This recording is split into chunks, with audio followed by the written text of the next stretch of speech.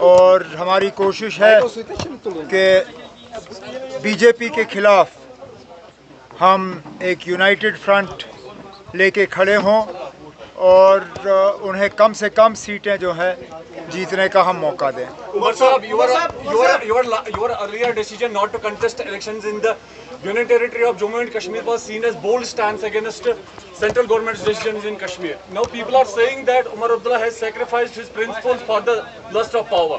What do you see that? कोई sacrifice principles का हमने नहीं किया।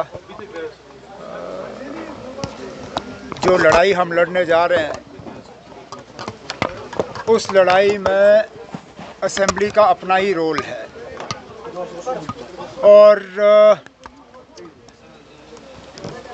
मैं लोगों से क्या कहूं कि वो इस असेंबली को माने, इस असेंबली को वोट दें, इस असेंबली में मेंबर चुनें, लेकिन मैं इस असेंबली को नहीं मानता। जो लोग ये बात करते हैं उन्हें तो अपने रिश्तेदार खड़े किए। जो मेरे खिलाफ ये इल्ज़ाम लगाते हैं, किसी ने बेटा, किसी ने बेटी, कोई ना कोई तो रिश्तेदार उन्होंने रखा। अगर वो अपने ही प्रिंसिपल्स के इतने बड़े पाबंद हैं तो फिर तो उनको पूरी तरह से इससे बाहर रहना चाहिए था। खुद बाहर रह के किसी रिश्तेदार को रखने का क्या फ़ायदा। मैं मान के चलता हूँ कि फ़िलहाल इस असेंबली में उतनी ताकत नहीं है जितनी ताकत होनी चाहिए, लेकिन हम इस असेंबली के ज़रिए ही इस असेंबली को और ज़्यादा मजबूत कर सकते हैं। उमर साहब जी ने कहा था कि जो मतलब आने वाला सीएम होगा वो एक चपरासी की भी ट्रांसफर नहीं कर सकता है, तो इसके बारे में फिर अब मैं इसमें नहीं जाऊंगा, वो छोड़ दीजिए। लेकिन आज यहाँ चीफ मिनिस्टर नहीं बन रहा है। हमने एमएलए बनाने हैं, एमएलए बनने दीजिए ना। अब उसके बाद चीफ मिनिस्टर कौन बनता है वो 4 अक्टूबर के बाद तय होगा। इंजीनियर रशीद जो एनआईए है वो नहीं चाहती इंजीनियर रशीद को बेल हो, क्योंकि कहते हैं कि he will influence witnesses and temper the जो एविडेंसेस है। बेल का फैसला वोटर नहीं करता। बेल का फैसला बारामूला के वोटरों ने भी नहीं किया।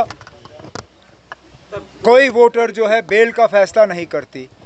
बेल का फैसला सिर्फ और सिर्फ अदालत में होता है। नहीं चाहती तो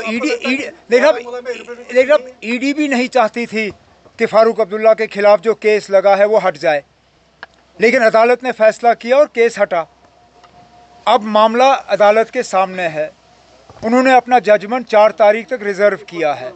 जहां तक मैं जानता हूं, क्योंकि दिल्ली से कोई खबर जो है ज़्यादा देर छुपी नहीं रहती, अंदर अंदर से बात बाहर आ ही जाती है।